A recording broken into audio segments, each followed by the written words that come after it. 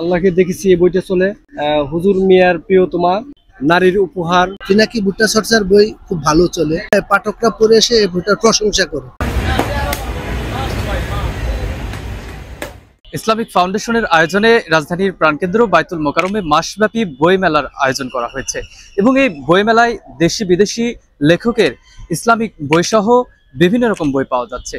আমরা একটু দর্শনার্থীদের সাথে কথা বলবো, ক্রেতা বিক্রেতাদের সাথেও কথা বলবো, তারা আসলে এই বইমেলাতে বিক্রি কেমন হচ্ছে এবং ক্রেতারা আসলে তারা কি বলছেন।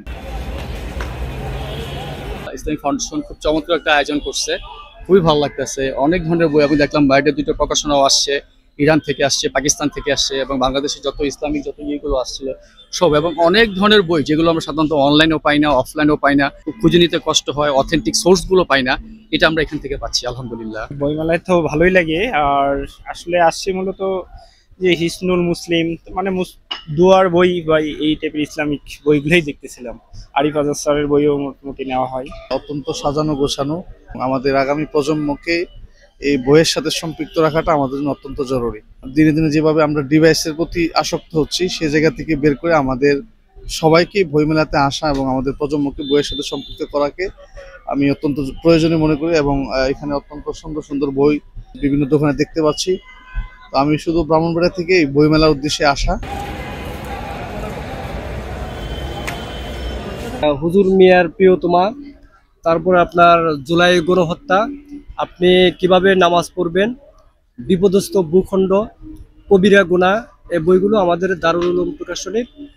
আর আরো কিছু বই আছে, যেমন বড়দের উপদেশ, নারীর উপহার, মানে যে একটা বই আছে এখানে আল্লাহকে পেতে চাইলে, এই বইটাও আপনার কওমি মাদ্রাসার ছাত্ররা বা বিভিন্ন যারা ধার্মিক ইসলাম নিয়ে যারা গবেষণা করে ওনারা এই বইগুলো কেনে। পিনাকি ভট্টাচার্যের বই খুব ভালো চলে। এই বইটা যারা পাঠকরা নেয়, পাঠকরা পড়ে এসে এই বইটার প্রশংসা করে। আমরা এ পর্যন্ত মোটামুটি ভালো বই সেল করছি।